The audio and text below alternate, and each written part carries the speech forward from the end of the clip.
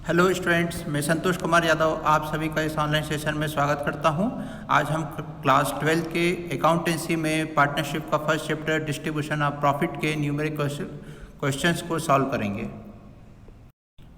हमारा आज का पहला प्रश्न इस प्रकार है। Question number 6, Arun and Arora were partners in a firm sharing profits in the ratio of 5:3। Their fix capital on 1 April 2016 were Arun ₹60,000 and Arora ₹80,000। यहाँ बताया गया है कि अरुण और अरोरा एक साधारण फर्म में 5:3 में लाभ हानि को बांटते हैं। उनकी स्थायी पूंजी 1 अप्रैल 2016 को इस प्रकार है। अरुण के ₹60,000 और अरोरा के ₹80,000 हैं। यहाँ हमें ध्यान रखना होगा, यहाँ फिक्स कैपिटल की जानकारी दी गई है, यानी करंट अकाउंट भी यहाँ बनेगा। They agree to allow interest on capital at the rate of 12% per annum and to charge on drawings at the rate of 15% per annum. The profit of the firm for the year ended 31st March 2017 before all above adjustment was ₹12,600। यहाँ बताया गया है कि उनको पूंजी पर 12% वार्षिक की दर से ब्याज मिलता है, जबकि उनके द्वारा किए गए आहरण पर 15% वार्षिक की दर से ब्याज लिया जाता है। 31 मार्च 2017 को फर्म का लाभ उपरोक्त समायोजन से के पहले ₹12,600 था। The drawings made by Arun were ₹2,000 and by Arora ₹4,000 during the year. Arora और अरुण ने क्रमशः 4,000 और ₹2,000 का आहरण किए। Prepare profit and loss appropriation account of Arun and Arora. हमें अरुण और अरोरा के लिए लाभ हानि नियोजन खाता बनाना है और साथ ही इसमें कैलकुलेशंस को भी साफ साफ दर्शाना है। और यहाँ पर यह ध्यान रखना है कि interest on capital will be allowed, वो केवल तभी दी जाएगी यदि फर्म हानि से बच जाती है। ये प्रश्न CBSE के द्वारा सन 2012 की दिल्ली की परीक्षा में पूछा गया था।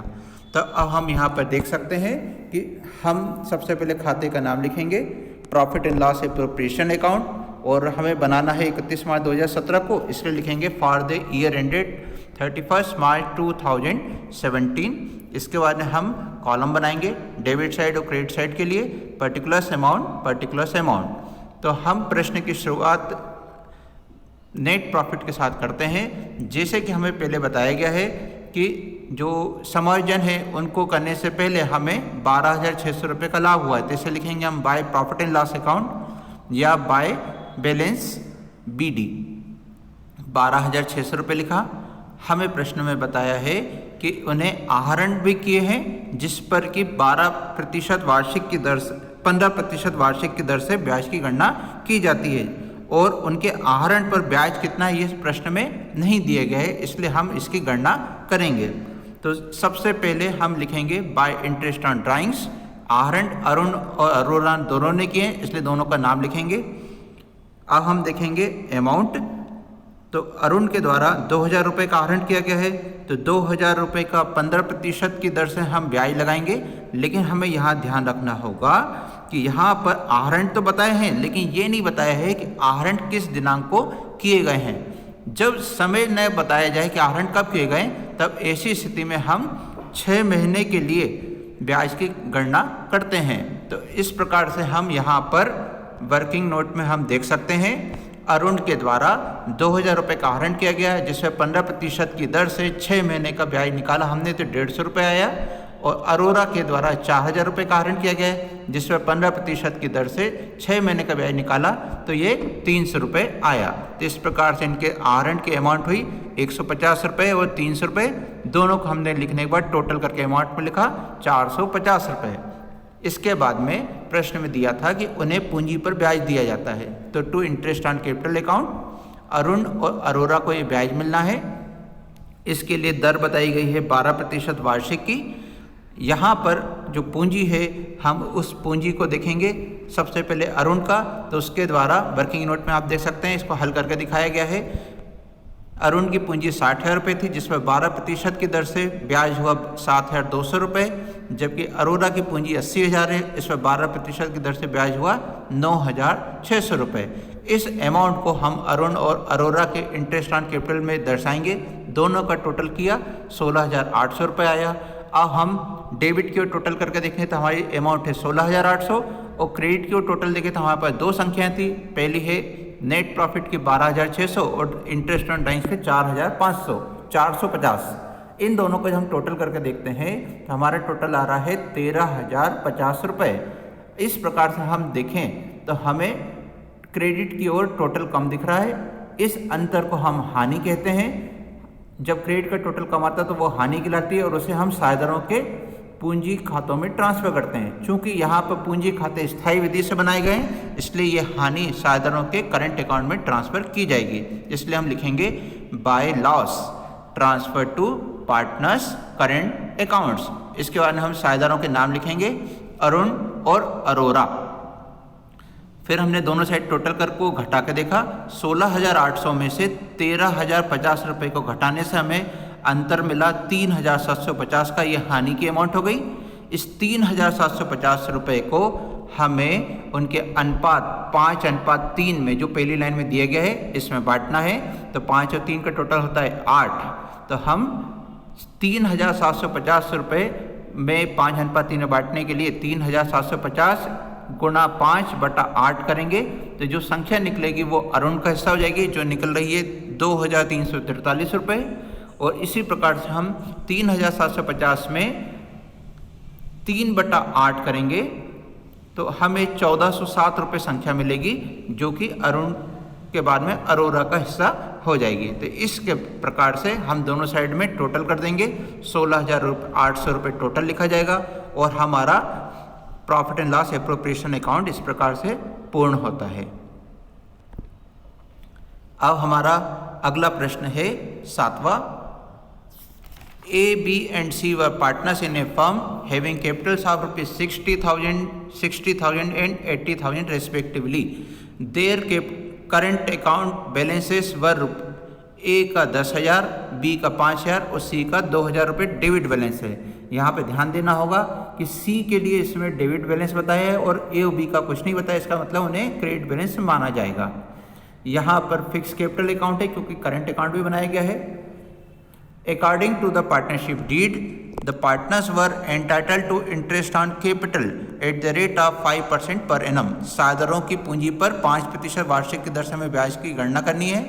C, being the working partner, C जो फर्म में बिजनेस में कार्य करता है उसे एक सैलरी मिलेगी 6,000 रुपये पर एनम के हिसाब से। The profits were to be divided as follows. लाभ को हम वितरण इस प्रकार करेंगे। The first 20,000 in proportion to their capital. लाभ के सबसे पहले 20,000 रुपये निकाले जाएंगे और उसे पूंजी के अनुपात में बांटना है। इसके बाद में जो शेष प्रॉफिट बचेगा उसमें से 30,000 रुपये को बी पॉइंट के अनुसार 30,000 रुपये को 5:3:2 में बांटा जाएगा। और इसके बाद भी अगर कुछ प्रॉफिट बच जाता है तो सी पॉइंट के अनुसार उसे बराबरी से बांटा जाएगा। फर्म को ये सारी खर्चों को लिखने के पहले 1,56,000 रुपये का लाभ हुआ है और हमें कहा गया है लाभ हानि नियोजन खाता बनाने के लिए। और साथ में हमें एक जनरल एंट्री भी करना है प्रॉफिट के संबंध में। ये प्रश्न CBSE ने 2009 की परीक्षा में पूछा था। अब हम बनाएंगे प्रॉफिट लॉस एप्रोप्रिएशन अकाउंट। तो हमने नाम लिखा और इसके बाद में अब हमें इसमें डेबिट और क्रेडिट साइड के कॉलम बनाने रहते हैं। Particular amount. तो सबसे पहले हम लिखते हैं क्रेडिट साइड की ओर प्रॉफिट को। तो बाय नेट प्रॉफिट या बाय बैलेंस BD लिख सकते हैं। इसकी अमाउंट दी गई थी 1,56,000 रुपये की तो उसे हमने यहाँ पर लिखा है। इसके बाद में हमें प्रश्न के अनुसार सबसे पहले पूंजी पर 5% की दर से ब्याज की गणना करनी है। तो हम लिखेंगे डेबिट की ओर टू इंटरेस्ट ऑन कैपिटल। साझेदारों के नाम हैं A, B और C। तो हमने उनके नाम लिखे। अब हम देखेंगे इनकी पूंजी। तो फर्स्ट लाइन में दिया है 60,000, 80,000। तो इनका 5% की दर से हम ब्याज निकालेंगे। तो 60,000 का 5% हुआ 3,000 रुपये। A के आगे लिखा। इसी प्रकार से B का भी 60 पर 5% 3,000 रुपये ब्याज आया। और C के लिए 80,000 का 5% 4,000 रुपये आया। इसका हम पूंजी पे ब्याज का टोटल करेंगे। 3 और 3 6 और 4 10,000 रुपये टोटल हो गया।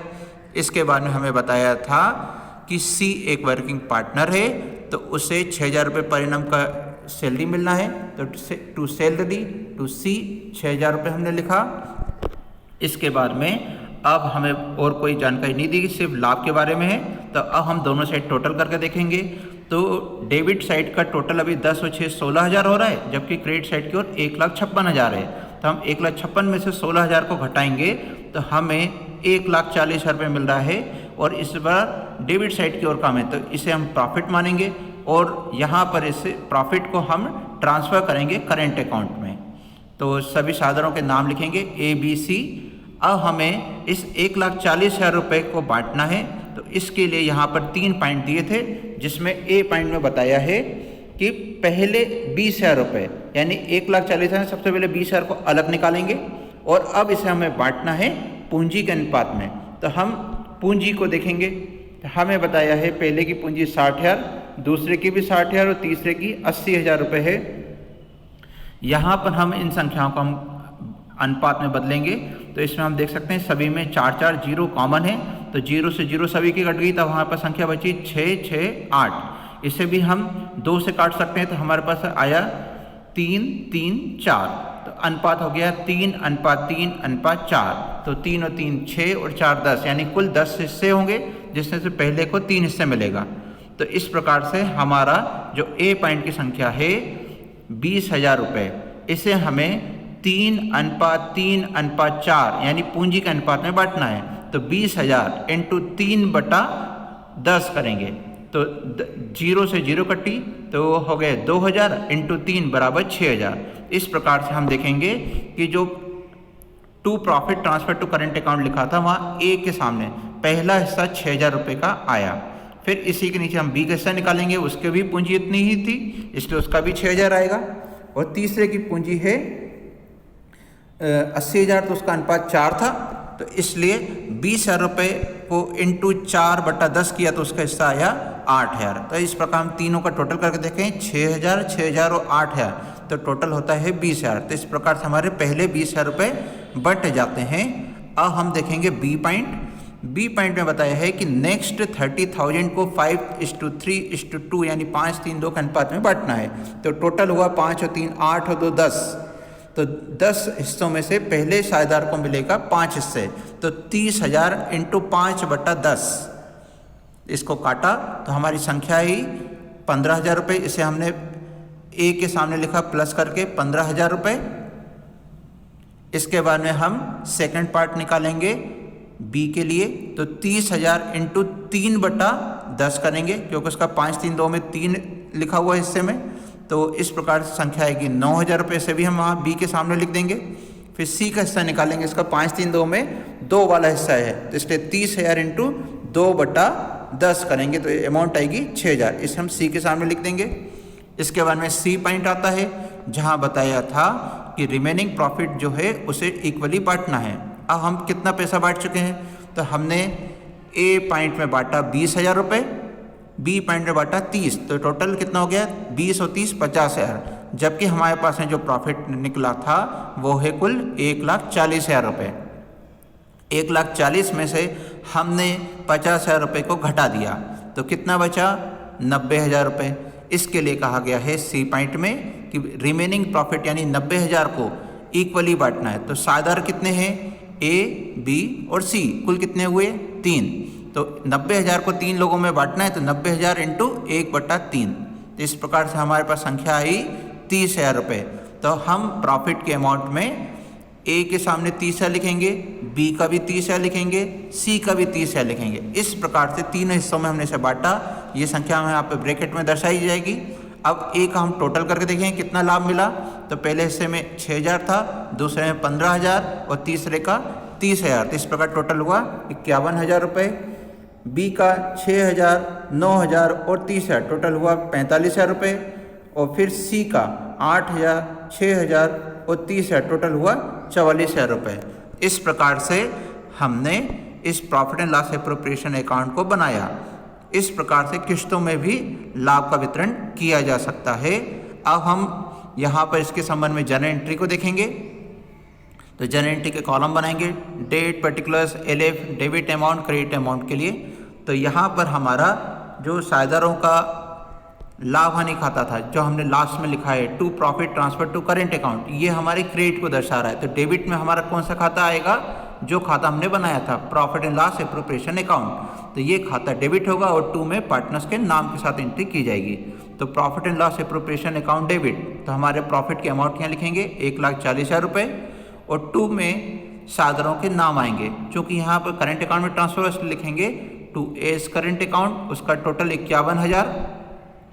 फिर आएगा इसका में टू बीस कैपिटल अकाउंट करंट अकाउंट 45,000 रुपये और फिर आएगा टू सीज करंट अकाउंट 44,000 रुपये। तो इस प्रकार ए का करंट अकाउंट, बी का करंट अकाउंट और सी के करंट अकाउंट में उनके प्रॉफिट के टोटल के अमाउंट लिख दी जाएगी और फिर नरेशन आएगी, being profit appropriated among the partners, यानी लाभ को हमने इस प्रकार से साझेदारों में बांट दिया है। अब हमारा नेक्स्ट क्वेश्चन है इसके बाद में, Tripathi and Chauhan are partners in a firm sharing profits and losses in the ratio of 3:2. Their capitals were rupees 60,000 and 40,000 as on 1st April 2016. इस सवाल में त्रिपाठी और चौहान दो साझेदार हैं जो कि लाभ हानि को 3/2 में बांटते हैं। उनकी पूंजी 1 अप्रैल 2016 को 60,000 और 40,000 रुपये है। वर्ष के दौरान उन्होंने 30,000 रुपये का प्रॉफिट कमाया और इसमें उन्होंने interest on capital, interest on drawings और सैलरी की एंट्री की हुई है। According to the partnership deed, both the partners are entitled to ₹1,000 per month as salary and 5% interest on capital. जो साझेदार हैं उन्हें 1,000 रुपये प्रति माह के हिसाब से सैलरी मिलती है और पूंजी पर 5% की दर से ब्याज मिलता है।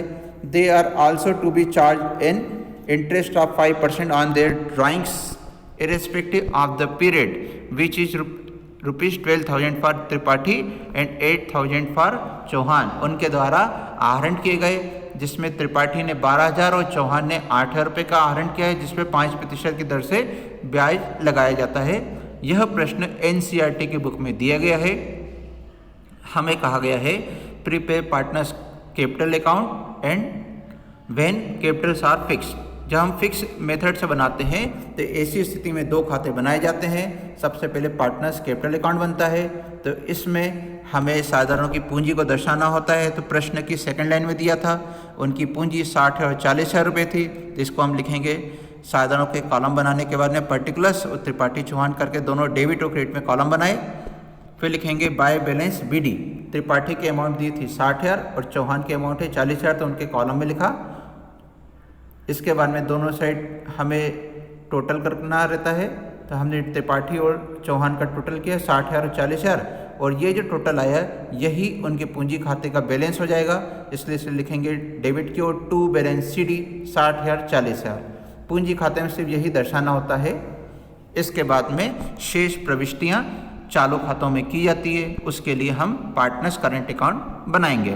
पार्टनर्स करंट अकाउंट में इनकी बाकी एंट्री लिखी जाएंगी। तो ये जो एंट्रियां होती हैं ये हमें profit and loss appropriation account के माध्यम से पता चलती हैं। तो इस प्रश्न में हम डायरेक्ट एंट्रियां कर रहे हैं क्योंकि हमें बनाने के लिए वो कहा नहीं गया है।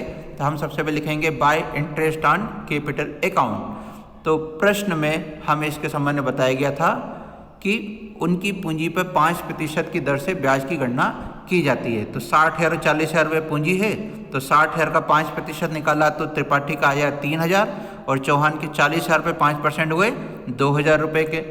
इसके बाद में आप यहाँ ऊपर पहली लाइन में देख सकते हैं कि दोनों साझेदारों को उनके 1,000 रुपये पर मंथ के हिसाब से सैलरी दी जाती है। तो एक महीने का 1,000 तो 12 महीने के 12,000 रुपये सैलरी के हो गए। तो ये लिखेंगे बाय पार्टनर सैलरी अकाउंट 12,000 रुपये। इसके बाद में profit and loss appropriation account के यहाँ पे एंट्री को दर्शाया गया है, इसे हम बाद में निकाल पाते हैं। इससे पहले हमें आहरण और आहरण पे ब्याज की एंट्री करना होती है।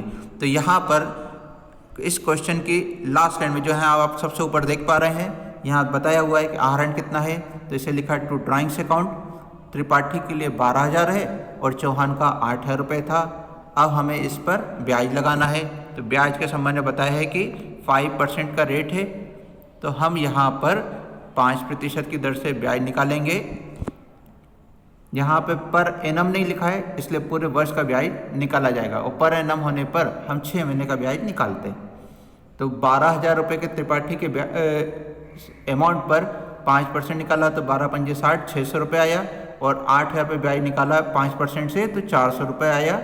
इस प्रकार से अब हम ये देख सकते हैं कि हमारे पास में profit and loss appropriation account के लिए क्या क्या अमाउंट आ चुकी है। हमारे इंटरेस्ट ऑन कैपिटल में 3 और 2 5,000 रुपये है, सैलरी में 12 12 24, तो 24 और 5 29,000 रुपये हुआ। 29,000 में से हमारे पास में खर्च के रूप में थे, जबकि प्रॉफिट का बताया है 30,000 रुपये का प्रॉफिट हुआ था। इस प्रॉफिट में हमें इंटरेस्ट ऑन ड्राइंग्स को जोड़ना होता है, जो 600 और 400 1,000 रुपये है, तो 30 और 1 31,000 हो गया। 31,000 में से हमारा जो खर्च है इंटरेस्ट ऑन कैपिटल और सैलरी का, इस अमाउंट को हमें घटाना है। तो ये अमाउंट हमारी आ रही है 12 12 24 और 5 29, 31 में से 29,000 घटाए तो बचा 2,000 रुपये। तो हमें इस 2,000 रुपये को घटाना है, 2,000 रुपये को बांटना है यहाँ पर। लेकिन यहाँ पर संख्या कुछ आपके सामने गलत दर्शाई गई है। यहाँ पर 18,000 और 12,000 रुपये निकल रहा है, टोटल 30,000 रुपये निकल रहा है, जबकि हमारे पास में अमाउंट केवल 2,000 रुपये आ रही है। तो इस प्रकार से हम यहाँ 2,000 रुपये जो निकलेगा उसे 3/2 में बांटते हैं, तो हमारी जो संख्या आएगी वो हमें प्रॉफिट लॉस एप्रोप्रिएशन अकाउंट के रूप में यहाँ पे लिखना चाहिए, और फिर दोनों साइड टोटल करके जो संख्या आती है उसे घटाकर टू बैलेंस शीट में कम होने के कारण टू बैलेंस शीट लिखेंगे, और वहाँ पर घटाकर लिख देना चाहिए। तो आपके हिसाब से जो संख्या निकलेगी हमें उसे केवल लिखकर दिखाना है। यहाँ हम उसमें एक गलती देख पा रहे हैं जो सवाल हल किया गया है। विद्यार्थियों को मैं यहाँ पे ध्यान दिलाना चाहूँगा, यहाँ जो प्रश्न की तीसरी लाइन है वहाँ लिखा हुआ था कि they earn A profit of 30,000 after making appropriation for interest on capital, interest on drawing and salary. यहाँ पे बताया है कि ये सब खर्च देने के बाद 30,000 का प्रॉफिट हुआ है, यानी कि यहाँ सवाल को ठीक दिया है, हमें घटाना नहीं है, बल्कि ये सब घटाने के बाद का प्रॉफिट यहाँ पे 30,000 बताया है। तो हम 30,000 रुपये को 3/2 में बांटेंगे। यदि यहाँ पर आफ्टर जगह बिफोर वर्ड होता तो हमें इस 30,000 में से उनको घटाना होता है। तो यहाँ पे शब्द को ध्यान देना जरूरी होता है कि बिफोर दिया है या आफ्टर दिया हुआ है, तो इससे हमारे सवाल में गलती हो सकती है। यहाँ पर जो सवाल हल किया गया वो ठीक किया गया है। तो यहाँ 30,000 को 3/2 में बांटा तो 18,000 और 12,000 रुपये आया, और इस प्रकार से यहाँ पर संख्या जो लिखी है बैलेंस में 20,400, 17,600 वो ठीक दी गई है। अब हम अगला क्वेश्चन देखेंगे 9th नंबर का। A and B entered into partnership on 1 April 2016 without any partnership deed। यहाँ पर उनके बीच में कोई साझेदारी समझौता नहीं हुआ है और उनके द्वारा बिजनेस शुरू किया गया है, और उन्होंने पूंजी ग्रुप में 5 लाख और 3 लाख रुपए लगाए हैं। On 31 October 2016 A advance ₹2 lakh by way of loan to the firm without any agreement as to interest. यहाँ पर बताया जा रहा है कि 31 अक्टूबर 2016 को ए ने 2 लाख रुपए अतिरिक्त लोन के रूप में बिजनेस में लगाए, जिस पर ब्याज का कोई समझौता नहीं हुआ है। The profit and loss account for the year ended 31 March 2017 showed a profit of ₹4,30,000, but the partners could not agree upon the amount of interest on loan to be charged, and the basis of division of profits pass a journal entry for the distribution of the profit between the partners and prepare the capital accounts of both the partners and loan account of A। यहाँ पर हमें बोला गया है कि साझेदारों के द्वारा 4,30,000 रुपये का वर्ष में लाभ अर्जित किया गया, परंतु उनके बीच में लोन पर किस प्रकार से ब्याज दिया जाए इसके संबंध में कोई समझौता नहीं हो पा रहा है, वो एग्री नहीं हो पा रहे हैं। तो अब हमें यहाँ पर एक जर्नल एंट्री के द्वारा उनके बीच में लाभ का वितरण कैसे किया जाना चाहिए ये बनाने के लिए कहा गया, और साथ में पूंजी खाते कैसे बनाए जाएं, लाभ हानि कैसे बांटी जाए इसके संबंध में पूछा गया है।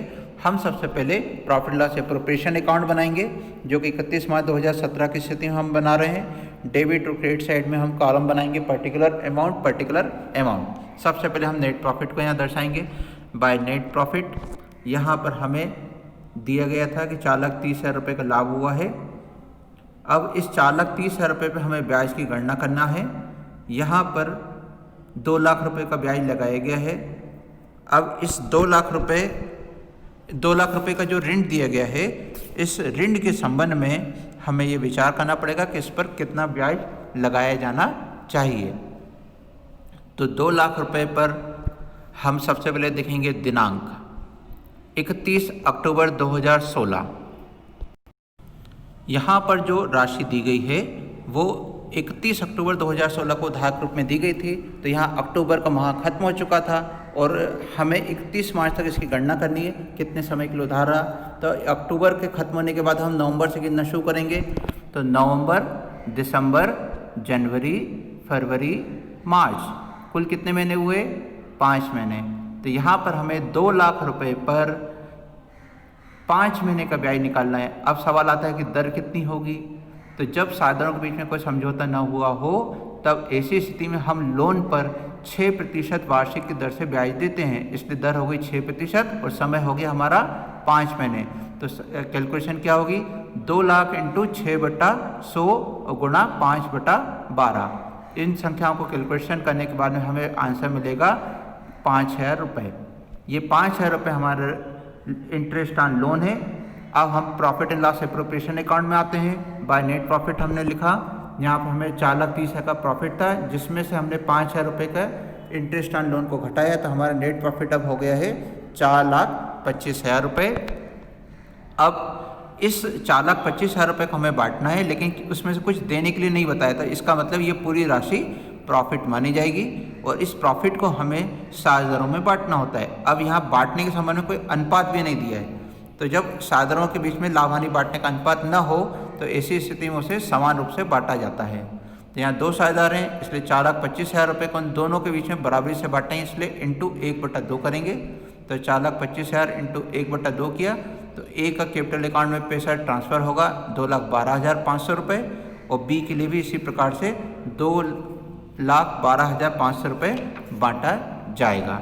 इस प्रकार से हमारा profit and loss appropriation account बन जाता है। अब हमें साझेदारों के पूंजी खाते बनाने हैं। तो इन साझेदारों के द्वारा चूँकि नए बिजनेस शुरू करते हुए पूंजी लगाई गई है, इसलिए हम यहाँ डेट वगैरह हमें दी गई, इसलिए हम डेट का कॉलम भी बना लेंगे। तो बाय बैंक अकाउंट, एक ने 5 लाख रुपए पूंजी लगाई है जबकि बी ने 3 लाख रुपए पूंजी लगाई थी, तो उसको हमने क्रेडिट साइड में लिखा। इसके बाद में अभी हमने उनका लाभ निकाला है 2,12,500 रुपये। तो इसे लिखेंगे वर्ष के अंत की तारीख में 31/3/2017 में by profit and loss appropriation account group में 2,12,500 2,12,500। इसके बाद में कोई आहरण नहीं हुआ है, इसलिए क्रेडिट साइड का टोटल करेंगे और उसे ही डेबिट साइड की ओर 31/3/2017 में टू बैलेंस शीट के रूप में लिखकर दिखाया जाएगा और उसका टोटल कर दिया जाएगा। इसके बाद में हमें जनरल एंट्री बनाने के लिए कहा गया था। तो जनरल एंट्री वर्ष के अंत में बनाई जाएगी जहां हमें लाभ हानि को बांटने की एंट्री करना है। तो हमारे सवाल में profit and loss appropriation account में 5,000 रुपये घटाने के बाद 4,25,000 रुपये बचे थे, जिसे हमने ए और बी के पूंजी खातों में बांटा है। इसलिए इसके लिए एंट्री हम लिखेंगे profit and loss appropriation account debit to S capital account to बीस कैपिटल अकाउंट। 4,25,000 रुपये को 2 लोगों में बराबरी से बांटा, तो उनकी अमाउंट आई थी ए की 2,12,500 और बी की अमाउंट आई है 2,12,500 रुपये। इसके बाद में हम एस लोन अकाउंट को बनाएंगे। तो हमारे प्रश्न के अनुसार 31 अक्टूबर 2016 को ऋण दिया गया था। ऋण के बैलेंस क्रेडिट होते हैं, इसलिए हम बाय में एंट्री लिखेंगे बाय बैंक अकाउंट 2 लाख रुपये। इसमें वर्ष के अंत में ब्याज की प्राप्ति होगी, इसलिए bye interest on loan account लिखेंगे 31 मार्च 2017 को और ब्याज हमारा निकला था 5,000 रुपये का। इस प्रकार से इसका क्रेडिट साइड टोटल करेंगे 2,05,000 रुपये। चूँकि इस ऋण की राशि को अभी चुकाया नहीं गया है, इसलिए यही टोटल 2,05,000 रुपये हमारे 31 मार्च को डेबिट साइड की ओर बैलेंस के रूप में लिखा जाएगा। तो टू बैलेंस शीट 2,05,000 रुपये और फिर टोटल कर देंगे। नेक्स्ट क्वेश्चन है the firm of Harry Potter and Ali who have been shared profits in the ratio of 2:2:1 have existed for some years. Ali wants that he should get equal share in the profits with Harry and Potter, and he further wishes that the change in the profit sharing ratio should come into effect retrospectively for the first 3 years. Harry and Potter have agreement on this account. The profits for the last 3 years were 2014-15 का profit है 22,000, 15-16 का 24,000 और 16-17 का 29,000 है। यहाँ हमें कहा गया है show adjustment of profit by means of a single adjustment journal entry. और टोटल प्रॉफिट जो हुआ था वो 75,000 रुपये है तीनों वर्षों के लिए। ये प्रश्न CBSE की बुक से लिया गया है। यहाँ पर हमें बताया गया है कि हैरी पॉटर और अली उनके बीच में लाभ हानि को 2:1 में बांटा जाता है। इस प्रकार का कार्य कुछ समय तक चलता रहा। इसके बाद में सेकंड लाइन में दिया है Ali wants that he should get equal share in the profits with Harry and Potter. यहाँ पे बताया गया है कि अली चाहता है कि उसे हैरी और पॉटर के समान लाभ मिलना चाहिए और ये जो बदलाव है ये पिछले वर्षों के साथ में एडजस्ट किया जाना चाहिए। पिछले वर्षों में जो लाभ हुआ उनमें भी यही नियम लागू होना चाहिए। अब इसके लिए हमें समायोजन करना है, तो यहाँ पर हम इस एडजस्टमेंट को शो करने के लिए एक स्टेटमेंट बनाएंगे। तो हम हेडिंग डालेंगे statement showing adjustment. First point इसमें हम पर्टिकुलर के लिए कॉलम में लिखेंगे और यहाँ पर जो हमने कॉलम बनाए हैं उसमें 3 साझेदार हैं, इसलिए हैरी पॉटर और अली तीनों के बुलाएंगे और अंत में कुल बदलाव कितना हो रहा है उसको जानने के लिए टोटल का एक कॉलम बनाएंगे। तो फर्स्ट पॉइंट में हमें ये दिखाना है amount which should have been created as profit in equal ratio. जैसे कि अली चाहता है कि उसे समान रूप से पैसे में लाभ में हिस्सा मिलना चाहिए। तो हमारे क्वेश्चन के लास्ट लाइन में दिया था कि total profit for the last 3 years equal to 75। तो तीनों ईयर का टोटल कितना है 75,000। तो लास्ट कॉलम में हम लिखेंगे 75,000।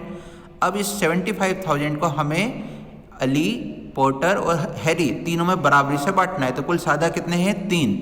तो हम 75,000 रुपये का 1/3 करेंगे और तीनों में लिख देंगे। तो हमारे पास संख्या आई 25,000, 25,000, 25,000, जिसे हमने हैरी, पॉटर और अली के कॉलम में लिख दिया। इसके बाद में सेकंड पॉइंट आता है amount which was actually credited as profit in 2:1 का रेशो। यहाँ पे हमें लिखना है कि इन साझेदारों को अभी तक जो प्रॉफिट बांटा था वो 2:1 में बांटा था। तो कितना प्रॉफिट मिला है। तो तीनों ईयर का जो टोटल प्रॉफिट हो तो 75,000 ही है। तो हम टोटल के कॉलम में 75,000 लिखेंगे। इस 75,000 रुपये को 2:1 में बांटेंगे। तो 2 और 2 4 और 1 5, तो कुल हिस्से हैं 5।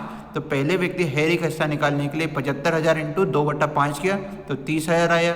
पॉटर के लिए भी 75,000 इंटू 2/5 है इसलिए 30,000 आया और अली के लिए 75,000 इंटू 1/5 किया तो 15,000 रुपये आया। इसके बाद में हमें इन दोनों पॉइंटों की जो संख्या आती है इन्हें घटाना होता है। हम यहाँ देख सकते हैं सबसे पहले हैरी के कॉलम में उसे 25,000 रुपये फर्स्ट पॉइंट के हिसाब से मिलना चाहिए, जबकि सेकंड पॉइंट के हिसाब से उसको अभी तक 30,000 रुपये मिल चुके हैं, मतलब उसे ज़्यादा पैसा मिला है। तो ये जो अंतर है वो कितने का है 5,000 रुपये का। ये एक्सेस है, ज़्यादा मिला हुआ है। तो जब किसी साझेदार को ज़्यादा पैसा मिल जाता है तो हम उसके खाते को डेबिट करते हैं, इसलिए 5,000 रुपये हैरी के खाते से डेबिट किया जाएगा। इसी प्रकार से हम पॉटर के लिए देखेंगे, उसे 25,000 रुपये मिलना चाहिए फर्स्ट पॉइंट के हिसाब से, जबकि सेकंड पॉइंट के हिसाब से उसे 30,000 रुपये मिला है। तो इस प्रकार से उसे भी 5,000 रुपये एक्सेस मिला है, इसलिए इसे क्रेडिट किया जाएगा। अब तीसरे व्यक्ति अली के लिए देखेंगे, उसे 25,000 रुपये फर्स्ट पॉइंट के हिसाब से मिलना चाहिए, जबकि सेकंड पॉइंट के हिसाब से अभी तक उसे केवल 15,000 रुपये मिले हैं। इस प्रकार से 25 में से 15,000 घटाने पे हमें पता चल रहा है कि उसे अभी तक 10,000 रुपये के शॉर्ट पेमेंट हुआ है, कम भुगतान किया गया है। तो जिस साझेदार को कम पैसा मिला हो उसका खाता क्रेडिट किया जाता है। और इस प्रकार से हम देखें तो 5,000 रुपये हैरी का कम होगा हम करेंगे, मतलब डेबिट करेंगे। 5,000 रुपये पॉटर का क्रेडिट करेंगे तो दोनों डेबिट मिला के कितने हो गए 5 और 5 10,000। और अली का खाता कितना क्रेडिट हो रहा है वो भी 10,000 है। इस प्रकार से हमारा जो बैलेंस है वो नील हो जाता है। अब हमें इसके लिए जनरल एंट्री लिखना है, तो एडजस्टमेंट एंट्री लिखेंगे। डेबिट में नाम आया था हैरी और पॉटर का, इसे लिखेंगे हैरीज कैपिटल अकाउंट डेबिट 5,000 रुपये, पॉटर्स कैपिटल अकाउंट डेबिट 5,000 रुपये। यहाँ एक्सेस वाली अमाउंट लिखी जाती है। इसके बाद में खाता क्रेडिट होना है अली का, इसे लिखेंगे टू अलीज कैपिटल अकाउंट 10,000 रुपये। निरेशन आ जाएगा बीइंग एडजस्टमेंट एंट्री मेड। इस प्रकार से हमारा आज का सेशन कंप्लीट होता है। इसके आगे के सवालों को हम अगले वीडियो में पढ़ेंगे।